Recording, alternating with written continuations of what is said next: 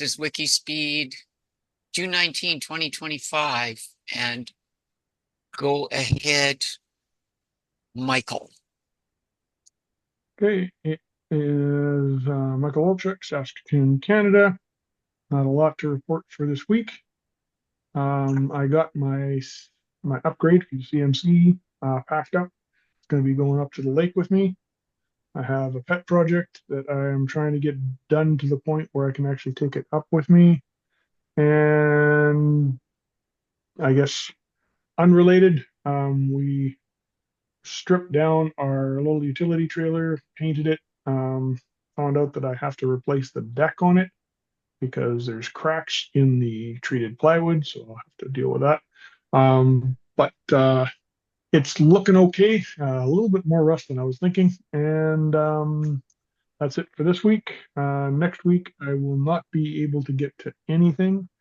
I have relatives that are going to be over. My wife's going to be busy with stuff, so I'm actually going to not list anything on next week. And blocks are same old stuff, yard work, that kind of stuff. Anyway, that's about it for me. Okay, David, go ahead. Well, I have been very busy with house maintenance and health maintenance and the whole bit. So I haven't got that much done today. I've been trying to get this inventors group started in my area, and I keep getting notices saying more people have joined. And every time I do, I get on there and I try to send a message to everybody and say, when would you like to meet? Is anybody getting these messages? Anybody out there? And I never got a response. And today I got a couple more people join, and I tried to send it again, and I noticed that the thing that said send to all members then said something about who have signed up for updates from the meetup. And it's like, wait a minute. Does that mean that if they haven't signed, or checked the box that said giving updates, they don't get the message? And I couldn't even find where that box was. Maybe that's because I'm the organizer or something. But so I'm thinking maybe that's why nobody has responded to this. And so I'm trying a different way there's this thing about create a custom list. And so I got 16 people in it, and I put 10 people in the custom list, and then all the other people disappeared or something. And so I sent it to the 10 people, and then I realized that what it was only let you put 10 people on the custom list because the custom list is not supposed to be everybody. It's just a total mess and everything. But the point is, I think maybe I have managed to send a message to everybody saying, are you there? Do you want to have a meeting? Please send it. I'm going to just try to get them to send messages to my own email address, and then maybe create a mailing list and just do it that way or something. So anyway, boys, I'm trying to get this inventors group going. And of course, my idea is sort of like a makers group, to have all these inventors get together and talk about their projects and brainstorm together and maybe share resources. With the makers group, I find it very useful that, each person has different talents and everything. Like I'm good with the electronics of programming and the 3D printing, and somebody's good with woodworking, and somebody's good with soldering, and somebody's good with, patenting or whatever the case. And my idea is, we get all these inventors together and collaborate on projects by sharing, that's what I'm trying to do. So probably my biggest accomplishment was assuming that it works now, because I haven't gotten any replies back, but assuming that it works, maybe getting in touch with these people and being able to organize things again. Not quite related thing, but having something to do with maybe a little bit, I did manage to get a whole house surge protector and EMP protector put on my house. So we can now we can have another Carrington event or something, and my computers won't get fried, hopefully. And while I was at it, I had the guy replace all my smoke detectors. Other than that, I really haven't gotten much done. I mentioned that I did some electronics on a project for one of the other people in the makerspace, again, collaborating on a project, but he hasn't gotten back to me on this now because he's got a lot of projects going too. I'm a little concerned about this project because it involves 100 sensors and real and solenoids and all this other stuff. And I'm thinking that once this thing put together, it's going to be a massive project. I mean, I'm looking at this thing taking something like 1,000 connections, that all have to be soldered for this thing. And so I don't know if he's ever going to actually get doing this because he keeps giving me my part of the project on something, and then he does what I do. You do the fun part, and then you don't want to finish the project. Sort of like this. I have no idea what you're talking about. What? I have no idea what you're talking about. Right, you understand that. I mean, like this, I keep telling myself I'm going to work on this book that I shelved 3 years ago, and I would love to do that, but I'm getting a little discouraged on that because at this point I'm only getting maybe 2 or 3 sales a week on all the other books that I've written. I mean, among them, I may get maybe 5 or 6 sales each week. And I was kind of hoping that these books would be an ongoing, long-term, passive income or something. But apparently, after a couple of years or something, you've sold the books to everybody who wants it, and it just dies out or something.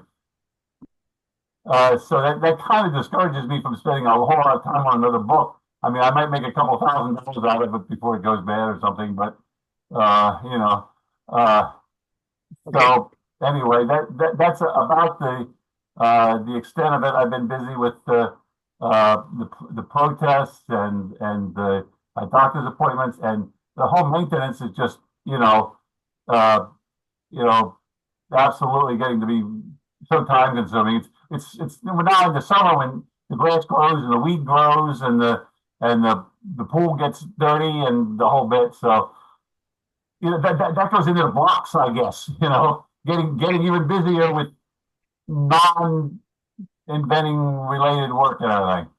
Right. Okay. Yeah. I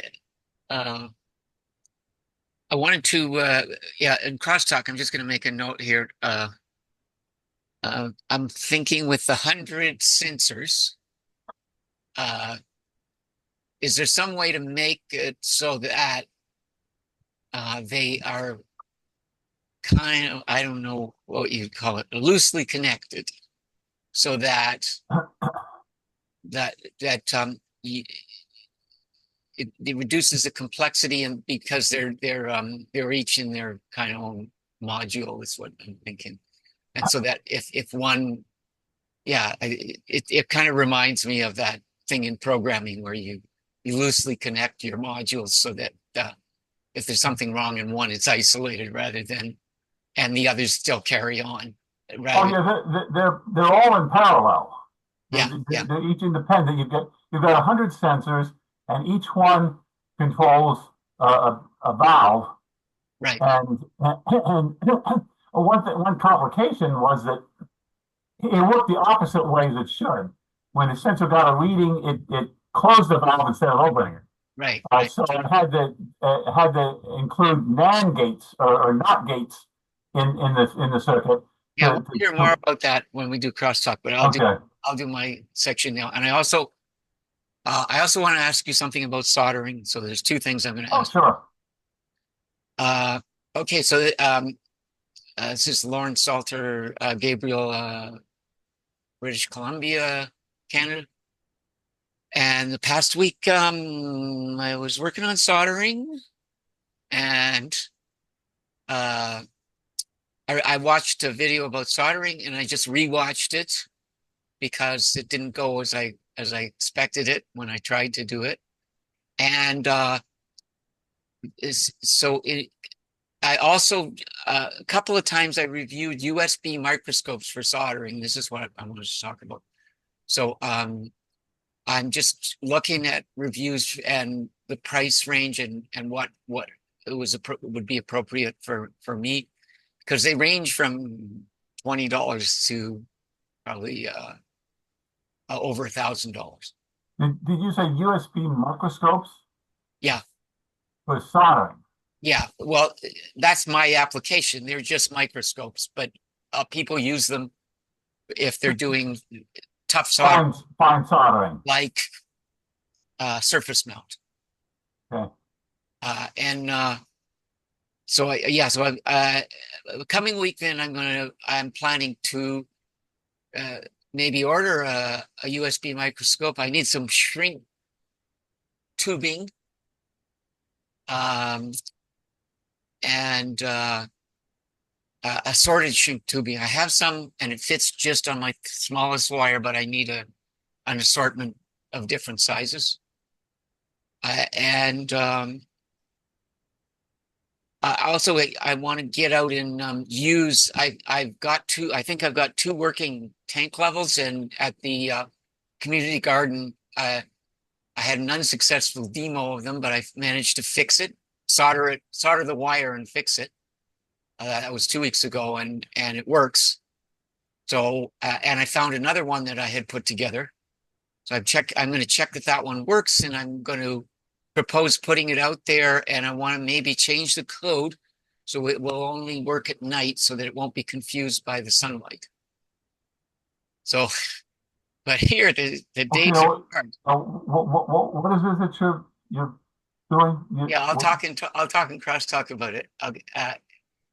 So that's a third thing. I'll talk about the use of the level detector at the garden. And blocks are actually yeah, the thing I'm going to talk about in crosstalk. I have questions about what I've been reading, and I've been watching lots of YouTubes about soldering, and I want to bounce them off YouTube. And so that hopefully that'll help lift the block. So now we're going to rating retro. Michael. I'm going to give myself 2. I'll give the team an 8, and no process improvement. Okay. David? I guess maybe I'll give myself a 3 if I'm being charitable with myself there. Just partly for the inventors group and partly for getting the wiring done on my house, which like I said, I'll loosely consider that to be part of my inventing work, since if my stuff shorts out and messes up my inventing, if I get surge, power surge knocks that out. So, and the group, well, it sounds like you guys have been doing a good job. So, I'll give the group an 8, and I'm the one that pulled it down. Okay, so I'm going to go with 6 for me, 8 for the group. No process improvement, and I'm going to end the recording right now, and then we got crosstalk. Yeah, I'm going to stop the recording. There might be some good stuff, but maybe I'll convey it some other way.